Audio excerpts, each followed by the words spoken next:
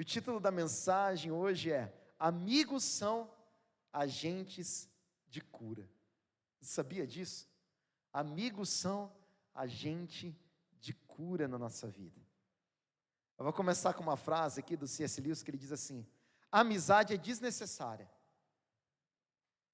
Como a filosofia também é desnecessária, como a arte, como o próprio universo, pois Deus não precisava ter criado o universo. A amizade não tem valor de sobrevivência. Ela é, antes, uma das coisas que dão valor à sobrevivência. Olha que interessante, como é importante a gente valorizar a amizade. Como é importante a gente, como amigo, ser um agente de cura, um agente de milagres, ser utilizado por Deus para levar cura para outras pessoas. Olha que privilégio. Amigos são, igreja, eu gostaria que você gravasse isso no teu coração. Amigos são agentes de cura. A gente precisa se levantar para isso. Eu tenho uma experiência, talvez vocês tenham, ali por volta dos 20 e poucos anos, alguns amigos meus que estudaram comigo e tudo. A gente conversava, a gente tocava junto, a gente jogava videogame junto. E aí de repente a gente saía junto. E aí eles combinaram de ir para uma baladinha, e a baladinha meio pesada. Aí eu falei, cara, eu não vou nessa aí, não dá não. Eu sou crente, não vai rolar e tal. Gente, sabe quanto tempo eles insistiram comigo para eu ir? 1 hora. Contei no relógio, 1 hora insistindo, me dando motivos para ir. Falaram que ia pagar meu ingresso, falaram que ia pagar minha bebida, falaram que ia me dar carona, me trazer para casa, 1 hora, assim, insistindo. E a gente para pensar o quanto nós temos feito isso como agentes de cura. Quanto nós temos feito isso pelos nossos amigos. Será que nós temos nos esforçado assim? Eu falei com uma outra pessoa que estava no estágio de conversão, e ela disse que os amigos colocaram ela dentro do carro à força, que ela teve que sair brigando para não ir para a balada, para parar. Olha só, gente, como existe uma força dentro da amizade, nós temos que usar essa força como agentes de cura. E antes de eu entrar no texto principal aqui, eu gostaria, de uma maneira meio que panorâmica até, dar algumas dicas práticas sobre amizade. Primeira dica prática sobre amizade: como lidar com a traição. Então, gente, se nós não soubermos perdoar, nós não teremos amigos de longa data. É preciso a gente entender o aspecto do perdão. Mateus capítulo 26, verso 49 a 50. Como lidamos com a traição quando diz respeito à amizade?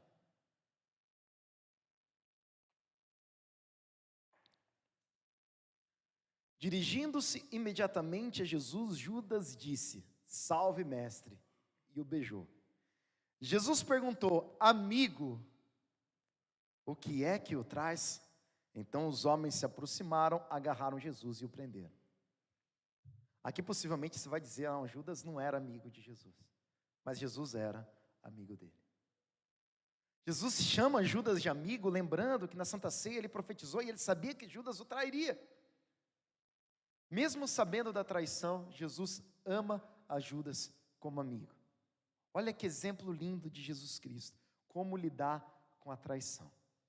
Outra dica prática sobre amizade, eu falei que ia ser panorâmico nessa parte. Atenção, amizade exige limites. Ao mesmo tempo que nós devemos ter um coração perdoador, também precisamos ter cuidado para onde as nossas amizades estão nos levando. 1 Coríntios capítulo 15, verso 33. Não se deixem enganar, as más companhias corrompem os bons costumes. O que é o bom costume? É o bom hábito, é o caráter, o valor, aquilo que você tem de bom. E de repente, se nós tivermos só más companhias, com o tempo, aquilo vai se corrompendo. Olha só, devemos perdoar sim, devemos também ter cuidado. Amizades exigem limites. E sabe qual que é o amigo mais perigoso? Nós veremos na palavra de Deus. Está lá em 1 Coríntios capítulo 5, do 9 ao 11. O amigo mais perigoso. Paulo diz assim: já lhes disse por carta, que vocês não devem associar-se com pessoas imorais. Com isso, não me refiro aos imorais deste mundo, nem aos avarentos, ladrões, idólatras, Se assim fosse, vocês precisariam sair deste mundo. Interessante a dica de Paulo. Se a gente parar de se relacionar completamente com as pessoas aí que estão nesses pecados do mundo, a gente não se relaciona com ninguém, a gente vai ter que sair do mundo, a gente vai precisar comprar uma nave. E aí ele diz, quem são os amigos mais perigosos? E aqui eu coloco um amigo com uma boa aspas, não é? Mas agora estou lhes escrevendo que não devem associar-se com qualquer que, dizendo-se irmão. O amigo perigoso não é aquele que não é cristão e não faz as coisas que a gente sabe que o cristão deveria fazer. O amigo perigoso é aquele que fala que é cristão e não faz aquilo que o cristão deveria fazer. Olha como é importante. Então, quando nós estamos falando sobre amizade, as amizades nos influenciam. Nós devemos ter cuidado. Qual é o nosso cuidado principal? Com amigos que se dizem cristãos e não têm as práticas cristãs. Não com amigos que não são cristãos. Esses são os amigos mais perigosos, os hipócritas. Continuando, a amizade é um desdobramento do principal mandamento. João capítulo 15, verso 12 a 15. O meu mandamento é este: amem-se uns aos outros como eu os amei, lembrando a Deus acima de todas as coisas e ao outro como a nós mesmos. Ninguém tem maior amor do que aquele que dá a sua vida pelos seus amigos. Vocês serão meus amigos se fizerem o que eu lhes ordeno. Já não os chamo servo, porque o servo não sabe o que o seu senhor faz. Em vez disso, eu os tenho chamado amigos, porque tudo o que ouvi de meu Pai, eu lhes tornei conhecido. Olha só, que poderoso isso. Jesus disse a palavra amigos 3 vezes aqui, você percebeu? Amigos, amigos, amigos. E aqui nós temos um convite especial. Nós podemos ser amigos de Jesus. E é um desdobramento poderoso, porque se nós somos discípulos de Jesus, nós também devemos nos doar pelos nossos amigos. Nós também devemos ter amigos assim como Jesus tem amigos. Nós devemos ser amorosos igual Jesus é. Outra dica, amigos evangelizam. Atos capítulo 10, verso 24. No outro dia chegaram a Cesareia. Cornélio os esperava com seus parentes e amigos íntimos que tinha convidado. Cornélio aqui não era nem convertido ainda, sabia? Ele fazia boas obras, ele procurava Deus, mas ele não conhecia a Jesus Cristo. Pedro estava indo lá para pregar. Antes de Pedro chegar para pregar, olha o nível de evangelismo de Cornélio. Antes de Pedro chegar para pregar o evangelho, ele já chama os amigos para evangelizar. Olha só que coisa linda isso. Outra dica importante, não desfaça amizades com fofocas. Provérbios 16, 28. O homem perverso provoca dissensão, e o que espalha boatos afasta bons amigos. Igreja, cuidado com boatos. Cuidado com coisas que você pode dizer de pessoas que são seus amigos. De repente você gera uma ofensa e acaba com a amizade. Olha o que Deus fala, Deus não quer que as amizades acabem. A amizade é uma coisa importante para Deus. Provérbios 17, 9. Aquele que cobre uma ofensa promove amor, mas quem a lança em rosto separa bons amigos. Importante isso. E a última dica, antes da gente entrar no nosso texto principal. As adversidades transformam amigos em irmãos. Em todo tempo, Provérbios 17, 17, em todo tempo ama o amigo e na angústia nasce o irmão. Você tem um amigo verdadeiro.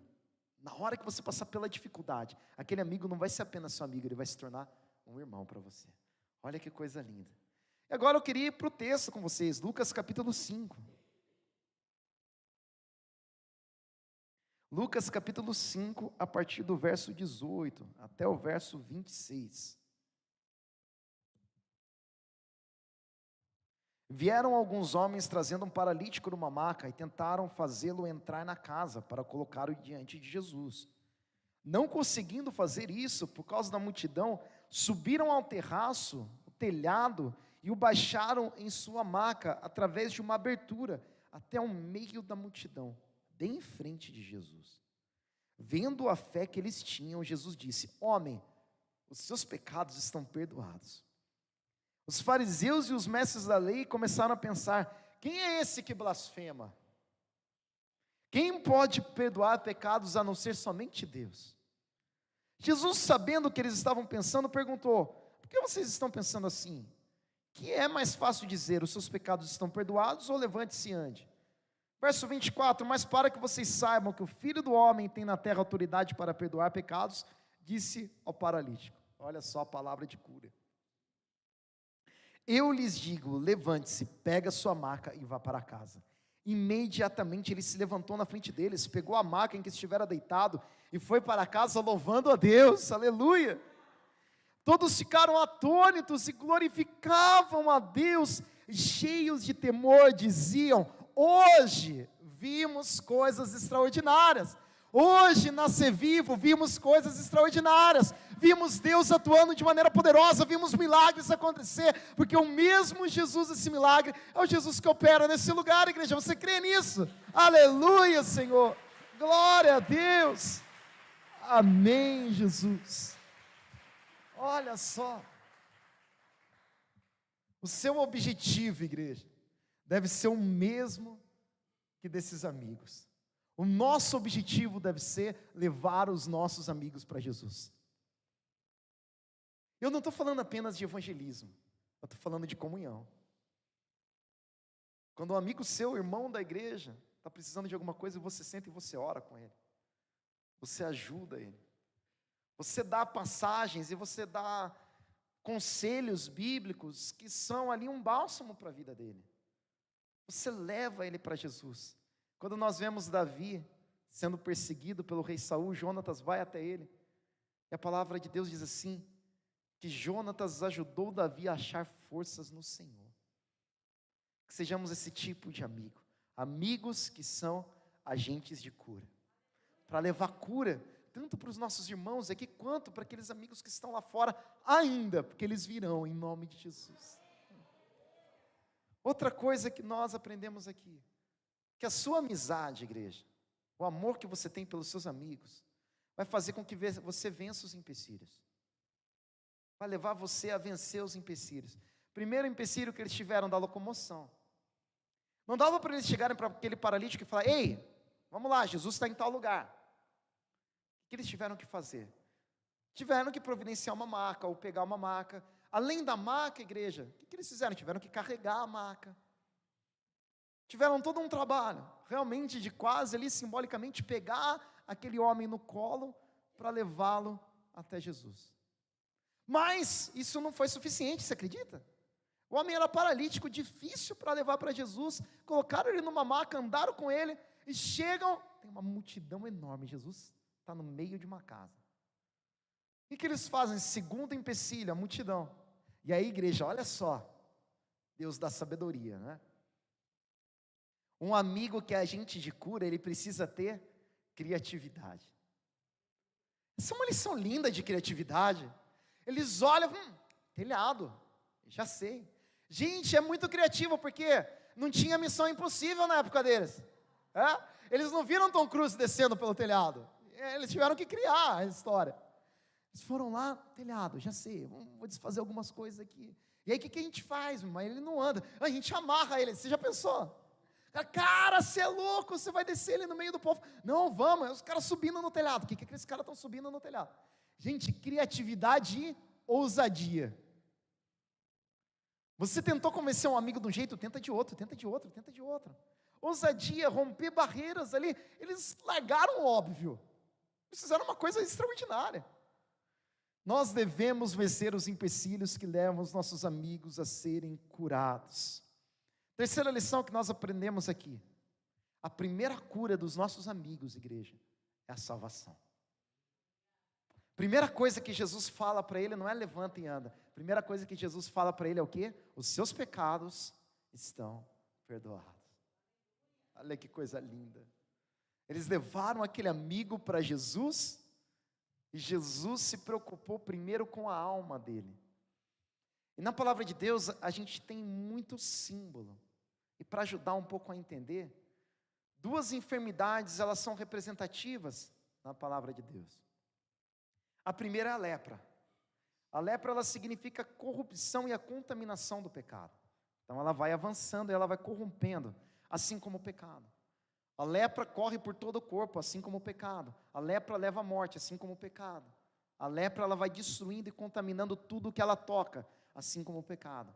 Então a lepra é a primeira doença, simbolizada ali no Antigo Testamento, simbolizando realmente o pecado, a contaminação, a corrupção. E a segunda doença era a paralisia. A paralisia é a estagnação espiritual. Impedia a pessoa de avançar. Então o pecado, o que ele faz? Ele deixa a pessoa parada, ele deixa a pessoa estagnada. Então aqui nós vemos a cura de alguém que estava estagnado, alguém que estava parado, alguém que não avançava, que estava preso ali no pecado. E quantos amigos que você tem, que estão ou estagnados ou corrompidos pelo pecado? Ou amigos dentro da nossa comunidade de fé até, e talvez não com a lepra, sendo corrompidos pelo pecado, mas com a paralisia. Você olha para eles, você fala, olha, era para eles estarem nesse lugar, mas eles não estão. Você é um amigo que vai trazer cura para essa pessoa. Você é um agente de cura. E Deus, Ele cura primeiro o espiritual. Quarta coisa, igreja, você não está levando os seus amigos quando você traz seus amigos para a igreja. Você não está levando a um médico, você não está levando a um profeta, você não está levando a um curandeiro. Você está levando os seus amigos ao Deus vivo todo-poderoso. E quando eles chegam em Jesus, Jesus começa dizendo: os seus pecados estão perdoados. E tinha os críticos, sempre vai ter os críticos.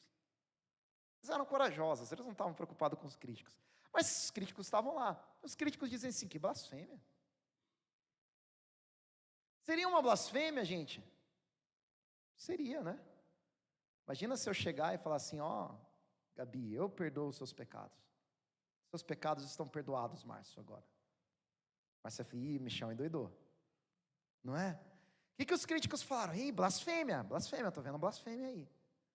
Só que os rabinos tinham um costume na época, uma doutrina, e aí Jesus usa isso, que uma pessoa para ser curada, ela precisava primeiro ser perdoada dos pecados dela. Eles acabavam acreditando até, em vários sentidos erroneamente, que a pessoa por estar doente era por causa de algum pecado. Até que tem a passagem de Jesus que diz, fala, nem ele, nem os pais dele pecaram, mas isso foi para a glória de Deus e tal. Porque eles tinham esse costume, que o pecado que a pessoa trazia, vinha ali trazendo uma doença. Então, para a pessoa ser curada, ela precisava ter o pecado perdoado e depois a cura física. E o que funcionava isso? Funcionava como um sinal. Por quê, gente? O pecado ser perdoado é uma coisa que você não vê. Olha, eu vi agora, os pecados da Simone foram perdoados. Você vê? Não. Mas a cura física a gente vê. Chega um paralítico, não anda, ele começa a andar. Então existe ali um critério que a gente chama o subjetivo, que a gente não vê, e o objetivo, que a gente vê.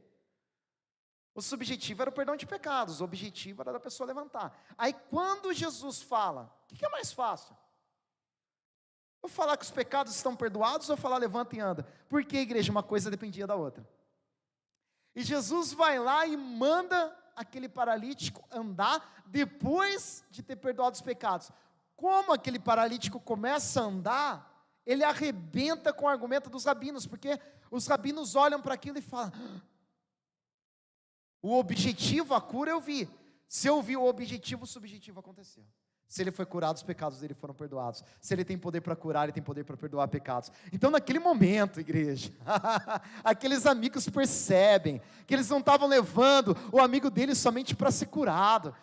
Eles não estavam levando somente para Jesus passar ali um remédio paliativo, mas estava levando não para um profeta, mas estava levando para o Deus Todo-Poderoso, aquele que tem poder de curar pecados e levantar o doente. Aquele momento não era uma blasfêmia, porque quem estava falando aquela verdade era o próprio Deus, por isso ele poderia falar, e por isso ele poderia fazer, por isso ele provou aquilo que ele estava dizendo. O nosso Cristo é maravilhoso, né? Aleluia, Jesus, glória ao teu nome, Senhor. Aleluia, Jesus, glória a Deus. É muito lindo nessa passagem, que Jesus vê a fé deles. Interessante, Jesus vê a fé dos amigos.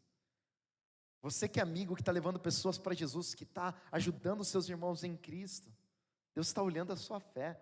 E a fé daqueles amigos produziu um milagre. Olha que bênção, gente, como nós precisamos nos despertar que amigos são agentes de cura.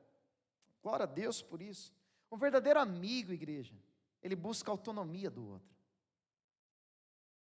Você não quer dependência. E sabe o que acontece?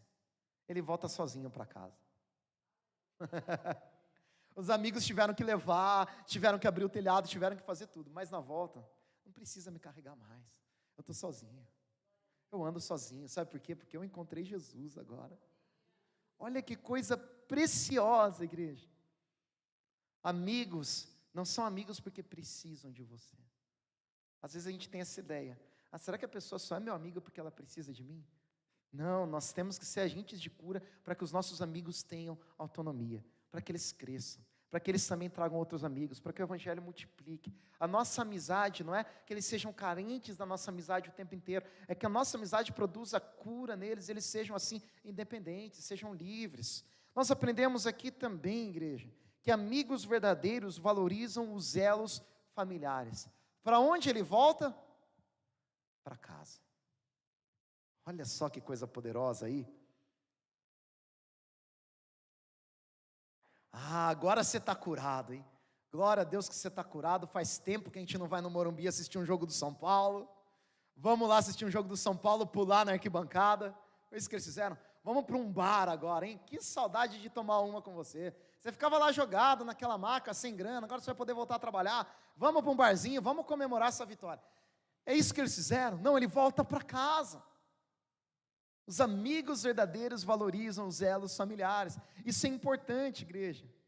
Senão, de repente, você está numa crise de casamento e você se abre para um amigo que não é verdadeiro. O que o amigo vai falar? Cara, larga. Larga, meu, que mulher chata que você tem mesmo, hein? Como que você aguentou até hoje? Meu Deus do céu. Vamos lá, mano, tem outras menininhas e tal. Os amigos que não conhecem a Deus vão fazer isso. Os amigos que são agentes de cura vão valorizar os elos familiares. Olha, é importante, eu entendo. Agora você precisa estar lá com a sua esposa. Agora você precisa estar lá para o seu filho. Eu quero que meu amigo esteja bem com a família dele. Hoje a gente não vai sair não, cara. Sai com a sua mulher. Está precisando sair com a sua mulher, depois a gente sai. Então a gente precisa entender o que é essa prioridade. Nosso 7º ponto aqui. O maior resultado de um verdadeiro amigo é ver quem ele ama louvando a Deus. Ele voltou louvando a Deus. Gente, ser um amigo que traz cura é maravilhoso. Maravilhoso ver a salvação, ver a cura. Agora ver seu amigo louvando é bom demais. Eu vejo o Chibata ali, meu amigo louvando, orando. Meu, que coisa boa. Como Deus é maravilhoso. Os amigos que a gente traz, que a gente cuida. Muito bom, igreja. É espetacular. Outro ponto. Amigos conduzem um ao outro ao temor. Uma das coisinhas que falou aqui, que eles tinham temor a Deus. Olha como é importante. O seu amigo é o único que vai poder falar para você, ei, você teme a Deus, aqui você está passando da linha. Olha só, isso não é legal. Não faz isso, cuidado com esse negócio, cuidado com essa sociedade, cuidado com fulano, cuidado com esse namoro, cuidado com isso, cuidado com aquilo. Olha, está faltando reverência. É difícil manter o temor. Um amigo tem que ir mantendo o outro. Às vezes até dentro do culto, não é? Quantos amigos já fiquei falando, pregação agora, ouve. Você vai ajudando o outro a manter o temor ali. Aí, a gente dentro do possível vai trabalhando para que o outro amigo também tema a Deus. A gente vai se cooperando nisso porque nós somos agentes de cura. O Da Vinci tem uma frase, talvez nem seja dele, né? Porque os documentos dele é uma coisa tão confusa. Mas tem uma frase que atribuem a ele que diz assim: repreende o amigo em segredo e o elogia em público. Ajude os seus amigos a temerem a Deus, mas lá no cantinho. Renan, isso daqui. Aí em público, o Renan é extraordinário. Em particular, fala, Renan, meu Deus. Então a gente precisa ter esse feeling. Senão a amizade desgasta também, né, gente? Falar mal em público aí é demais, né? Não dá. O 9º ponto. Amigos veem o extraordinário acontecer quando eles são agentes de cura. Olha só o que diz o último verso. Todos ficaram atônitos e glorificavam a Deus, e cheios de temor diziam, hoje vimos coisas extraordinárias. Olha só, que palavra maravilhosa. Hoje vimos coisas extraordinárias. E é importante, igreja, a gente pensar aqui, antes da gente encerrar, eu achei uma frase aqui que ela é valiosa, do Abraham Lincoln, que diz assim: não te esqueça que os estranhos são amigos que ainda não conhecem. Talvez durante a pregação você está pensando: cadê meus amigos? De repente, pessoas que são estranhas para você hoje, são os amigos que você ainda não conhece. Às vezes, nós não lidamos bem com a traição, como nós vimos lá no começo do sermão, e criamos barreiras, não é? Um amigo me traiu, o outro fez aquilo, o outro. A gente vai criando barreiras, e a gente não se abre com ninguém, a gente não coloca o nosso coração para ninguém, a gente não confia as nossas dores e as nossas alegrias em ninguém, a gente vai virando uma cidade fortificada, como dizem Provérbios. E nós precisamos de amigos, nós precisamos caminhar juntos com amigos. Gente, isso é muito importante. O extraordinário acontece quando amigos são agentes de cura. Eu separei aqui um exemplo só para a gente colocar bem essa pregação aqui, para você guardar isso. Uma coisa que eu vi bem próxima realmente na minha vida. E antes disso, coincidiu pela graça de Deus, o pastor André está aqui, é um pastor amigo nosso também. E quando nós estamos com ele, nós tomamos um café junto, nós chegamos aqui na igreja, né, viemos até a igreja aqui orar. Ele é um amigo realmente que nos coloca para mais perto de Deus, que é um agente de cura para a minha vida, para a vida do meu pai. Eu creio que ele é um amigo de toda a igreja também, porque nós já recebemos muito de Deus por meio da vida dele, né? E ele está aqui bem no dia da pregação da amizade, olha que bênção. E que pressão para mim ficar pregando diante de outro pastor, a gente vai acostumando. Deus é maravilhoso. E o exemplo que eu queria dar, assim, que eu acho muito precioso, é que a fundação dessa igreja foi baseada numa história de amizade. Olha como amigos que são agentes de cura provocam o extraordinário. Eu muito pequeno, porque eu sou muito jovem, muito pequeno, há um bom tempo atrás, a pastora Marli, a pastora Regina estavam ali numa fase, o ministério que elas estavam acabou e virou uma outra coisa, e se perdeu e tudo. E a partir do momento que isso aconteceu, a pastora Marli foi para São Paulo, estava passando lá um momento delicado na vida dela, e a minha mãe estava aqui. E foi um momento que a pastora Marli não era pastora ainda, ela não tinha ali amigos naquela hora. Tinha muitos amigos, mas naquela hora os amigos não estavam presentes. E aí elas começaram uma relação, olha que nome lindo, gente. Começaram uma relação epistolar. O que é uma relação epistolar? De mandar carta. Gente, para você que não sabe o que é uma carta, é um e-mail escrito no papel. Nova geração aí, geração Z, tá? Elas começaram a mandar carta, e mandava uma carta, e a outra mandava outra carta, aí um dia a gente foi lá, e levamos uma feijoada lá, e etc., e a amizade foi se desenrolando, foi se desenvolvendo, olha só, e a pastora Regina, o pastor Olívio, foram muito responsáveis por ajudar a pastora Marli, por recuperar a pastora Marli no momento que ela estava vivendo, numa fase delicada que ela estava, de restaurá-la ao corpo de Cristo, e a partir daí, dessa amizade, de tudo isso, nasceu a Ser Vivo, o propósito de Deus. Olha que interessante, que coisa preciosa. E algo que a gente mantém assim, que é uma coisa que eu amo muito, que a gente deve sempre manter, é uma honra. E a honra ela vem por meio do que, igreja? Da amizade. Amizade verdadeira é querer ver o outro amigo bem. O outro amigo lá que comprou um carrão, glória a Deus, você comprou um carrão, vamos passear, que bacana. Olha, o seu amigo foi promovido, glória a Deus que foi promovido. Isso é amizade verdadeira, isso é muito bom. E algo muito poderoso que eu vi dentro dessa amizade do pastor Olívio, pastora Regina ali mais próxima com a pastora Marli, foi realmente essa cooperação mútua, um ajudar o outro. Eu não vi, gente, nesse tempo, uma briga de púlpito, uma briga de ego, uma briga por poder, uma briga por influência dentro da igreja. Olha que coisa preciosa, quem que pode dizer isso, hein?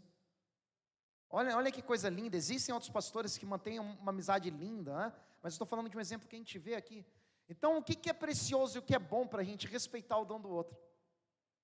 Eu sempre vi a pastora Marli respeitando muito o dom de sabedoria da pastora Regina.